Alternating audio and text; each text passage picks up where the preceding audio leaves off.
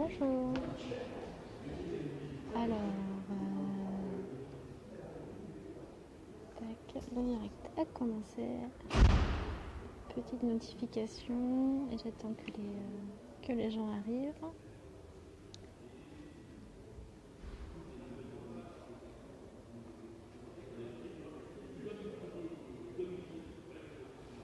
Alors, tac. Est-ce qu'il y a déjà du monde?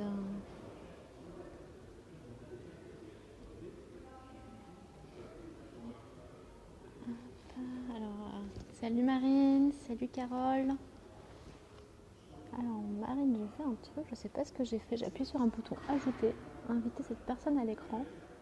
Je sais pas si tu as reçu un truc ou pas, je sais pas ce que ça a fait. Hop. En fait, il y a des nouvelles fonctionnalités et je les découvre en même temps que vous parce que j'ai pas forcément la patience de me lancer dans chaque nouvelle fonctionnalité de Facebook. J'envoie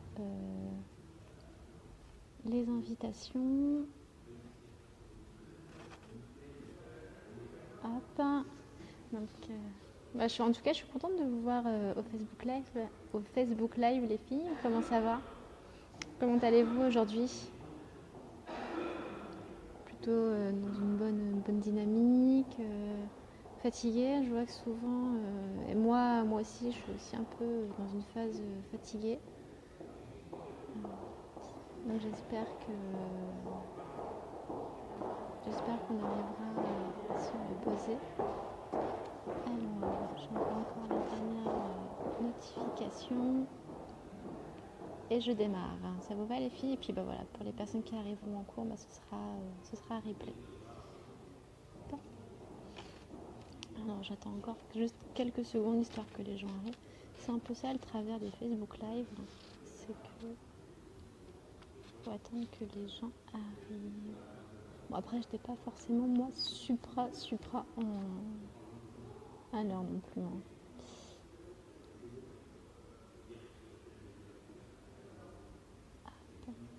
Voilà. Alors par contre qui est la troisième personne qui vient de se connecter? Donc je vois Marielle, je vois Carole. C'est vraiment juste pour savoir. Hein. Je veux le plus 2.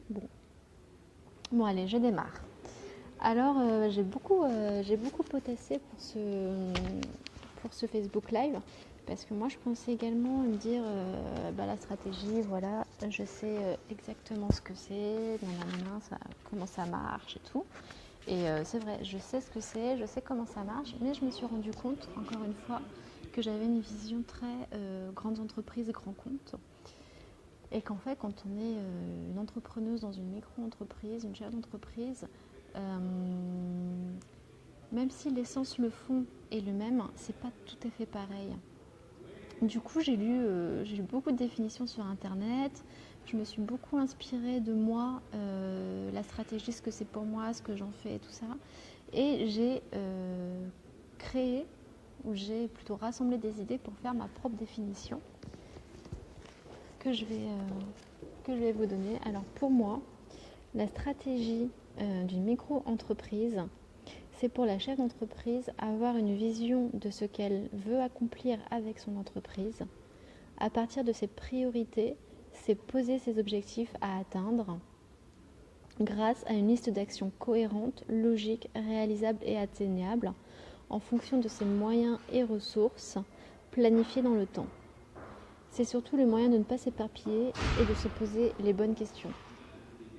Alors voilà un peu ce que j'ai rassemblé comme idée, ce qui est pour moi la définition d'une stratégie d'une micro-entreprise. Qu'est-ce que vous en pensez? Qu'est-ce que vous en dites? Est-ce que ça vous parle? Est-ce que ça vous parle pas? Est-ce que vous sentez que c'est proche de vous?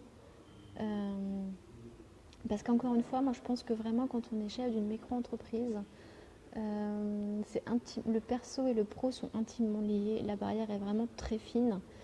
Et la stratégie de votre entreprise doit aussi coller, être parallèle à vos idéaux de vie, finalement, de vos idéaux de vie, toutes vos aspirations et ambitions personnelles. Pour moi, ça doit être parallèle. Vous ne pouvez pas être dans votre vie à un moment donné dans une direction et avec votre entreprise partir dans une direction opposée. C'est pas humain. C'est pas humain et pour moi c'est pas possible. C'est pour ça que tout est intimement lié. Donc voilà la définition que j'en tire, moi, que je garde et que je vais utiliser parce qu'en fait ça me parle vraiment beaucoup et j'aimerais vraiment savoir si ça vous parle, cette histoire de ma définition de la stratégie d'entreprise, d'une micro-entreprise.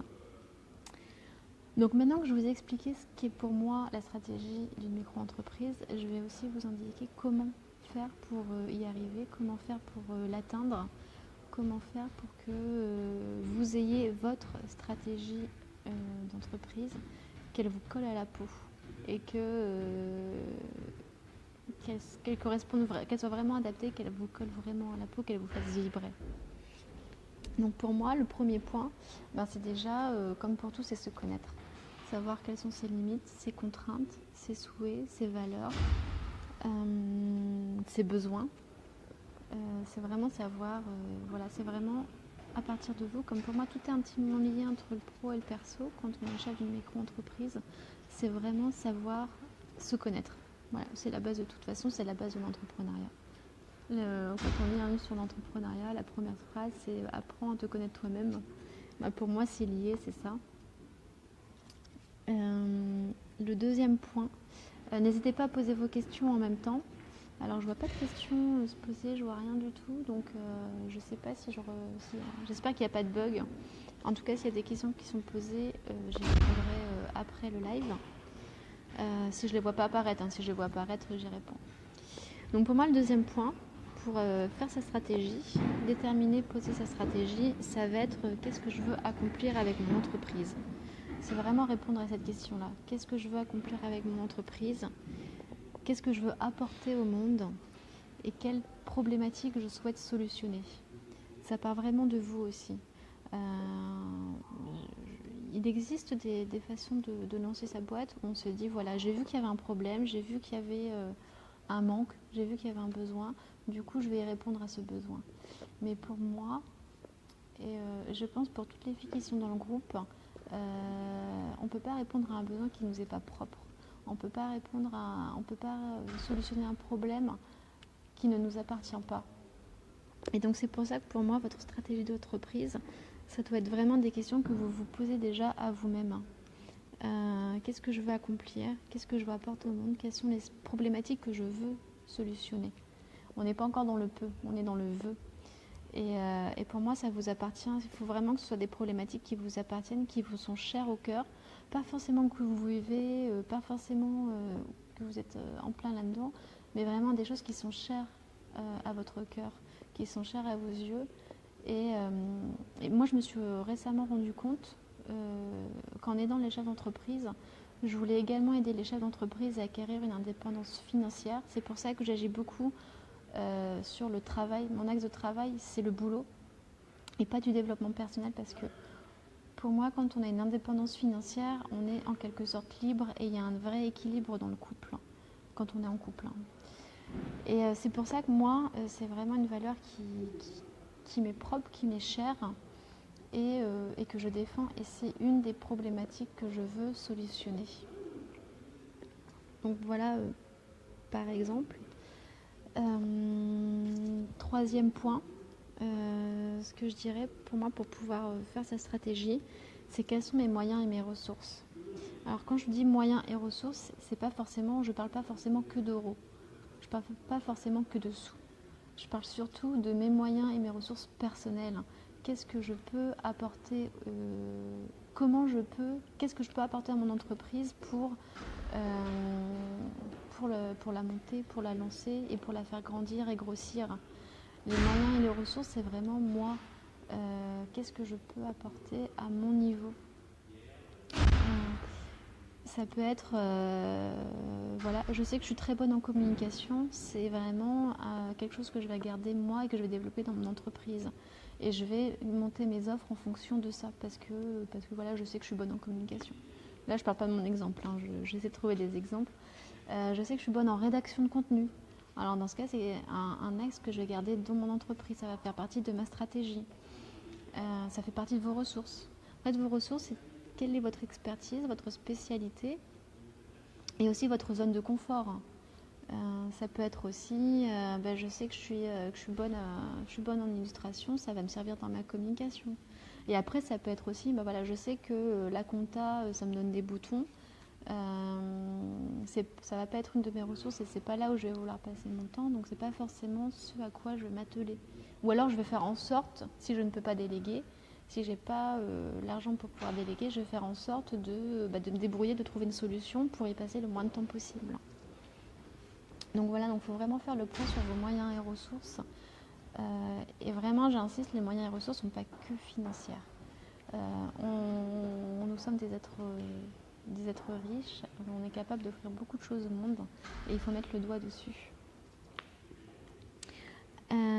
Après les moyens et les ressources, le quatrième axe, ça va être maintenant un peu plus pragmatique, un peu plus dans la concrétisation. Quelles sont les actions qui vont me permettre d'atteindre les objectifs?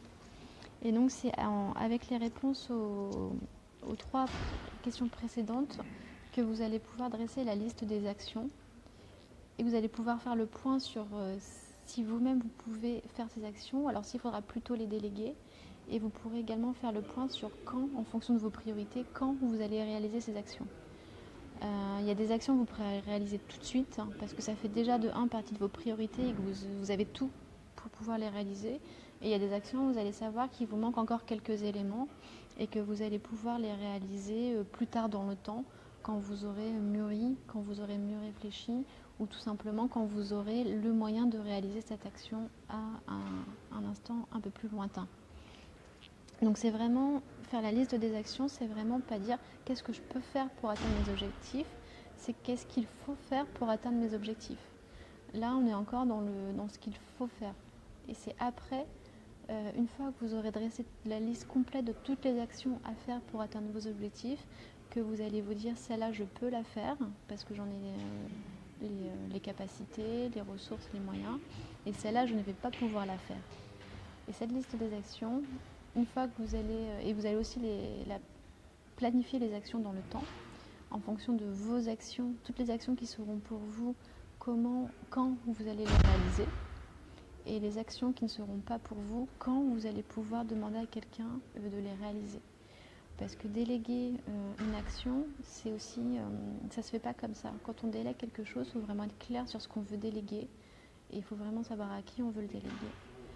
Quand on n'est pas clair sur ce qu'on veut déléguer, ça va être un investissement de temps et d'argent qui ne portera pas ses fruits. Et ça, c'est absolument, quand on est chef d'entreprise, c'est ce qu'on veut absolument éviter. Donc voilà, vous avez votre liste d'actions. Et donc après, j'ai un peu anticipé mon 5e point parce qu'en fait, je les ai séparés, mais pour moi, c'est quand même très proche. Une fois que vous avez vos actions, c'est qui va réaliser cette action et quand elle va être réalisée. Est-ce que j'ai tous les éléments aujourd'hui, les capacités, les moyens, ressources pour réaliser ces actions? Et comment, si je demande qu'elles soient déléguées, comment est-ce qu'elles vont être déléguées? Et enfin, 6e point, très important quand on définit une stratégie, c'est comment je suis mon avancement. Donc la stratégie, ça va être, je décide de ce que je vais faire, je décide de comment je vais le faire, mais comment est-ce que je vais savoir si je suis toujours dans le bon chemin, si je suis toujours sur ma stratégie, si je suis toujours dans l'atteinte de mes objectifs, si je suis toujours sur le bon chemin. Donc c'est comment suivre son avancement. Donc c'est en fait faire un suivi régulier des actions qu'on fait, de la portée de ces actions et de savoir si la réalisation de ces actions nous a permis d'atteindre nos objectifs ou pas. Donc c'est vraiment très important de faire un suivi, de savoir où on en est. Et donc voilà, donc pourquoi, maintenant qu'on a vu le comment, pourquoi avoir une stratégie d'entreprise? Et bien c'est tout simple, parce que ça permet de savoir où on va, comment on y va et où on en est. Ça permet aussi d'étudier les opportunités quand elles se présentent à nous. Est-ce que ça rentre dans ma stratégie? Est-ce que ça rentre dans les valeurs de mon entreprise? Est-ce que si je réalise cette opportunité, si je l'accepte, ça me permettra d'avancer sur mon chemin?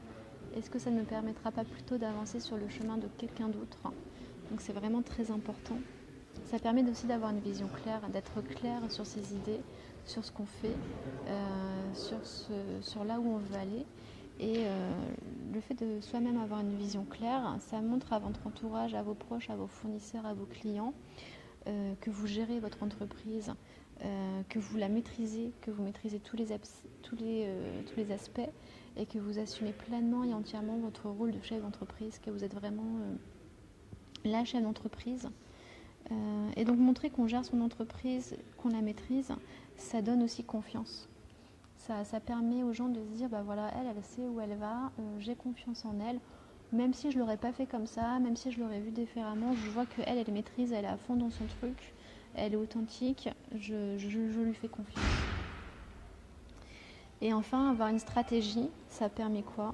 Ça permet aussi de ne pas faire de sacrifices, parce que quand on sait où on veut aller, comment on veut y aller, ce qui est important pour nous, parce que mon point numéro 1, c'est se connaître soi-même. Et dans ce cas, on ne se sacrifie pas parce qu'on sait que toutes les décisions qu'on prendra, tous les chemins qu'on suivra, ce sera cohérent avec soi-même. Ce sera cohérent avec nous, ce sera cohérent avec là où on veut aller. Donc on ne se perdra pas, on ne fera pas de sacrifice. Et donc du coup, pas d'épuisement. Donc voilà pour ce Facebook Live les filles. J'espère qu'il vous apportera des éléments. J'espère que ma définition de la stratégie de micro-entreprise vous servira, vous parlera, vous inspirera. N'hésitez pas à partager tout ça dans les commentaires. Est-ce qu'il y a des questions maintenant ? Alors, je ne vois pas de questions. Je me demande si mon téléphone fonctionne bien, si ça capte bien, parce que je ne vois rien apparaître à l'écran. Donc ce que je vais faire, c'est que je vais conclure ce Facebook Live et je vais voir s'il y a des commentaires qui s'ajoutent après, une fois que j'aurai clos le Facebook Live ou pas. Et voilà. En tout cas, j'espère que vous allez bien. Que dans cette période d'épuisement, de fatigue due à l'arrivée de l'hiver, due au fait de la rentrée qui remue beaucoup, qui est pleine de charges de travail, le fait d'avoir une stratégie vous permettra de vous économiser et de moins vous épuiser. Donc voilà, et d'optimiser votre temps. Moi, je vous souhaite un très bon appétit, un très bon après-midi et je vous dis à très bientôt. Et là on me dit, tu ne vois pas les commentaires, il y en a. Merci Carole pour ce messenger. Non, je vois pas de commentaires. Je vois 0 commentaire. Alors je vais essayer de bouger. Je vais me déplacer et je vais voir si je vois apparaître les commentaires. Parce que ce serait vraiment dommage que je ne puisse pas y répondre en direct. Parce que c'est un peu l'idée du Facebook Live en fait, c'est d'avoir des interactions. Je vois 0 commentaire. Balayer pour afficher les commentaires et réactions. Non, je vois rien du tout en commentaire. Ah si, je les vois maintenant. Alors, je les vois. Alors, je ne sais pas si je les vois tous. Je m'éparpille énormément dans mes 2 activités et j'ai du mal à séparer les deux. Ouais, je sais Carole et je suis contente de pouvoir te compter parmi mes clientes parce que ça me parle vraiment et tu rentres vraiment dans les champs d'entreprise que j'ai vraiment envie d'aider. Donc je suis vraiment contente de notre collaboration. Alors, je veux aider les entreprises qui partagent mes valeurs à optimiser leurs ressources et je veux également être autonome. Je veux des entreprises qui partagent mes valeurs à optimiser leurs ressources et je veux également être autonome. Ouais. C'est ça, c'est aussi Karine, c'était ton commentaire et c'est aussi l'idée de l'entrepreneuriat. C'est d'avoir vraiment, de créer son métier, de créer sa manière de travailler à partir de sa vision, à partir de soi.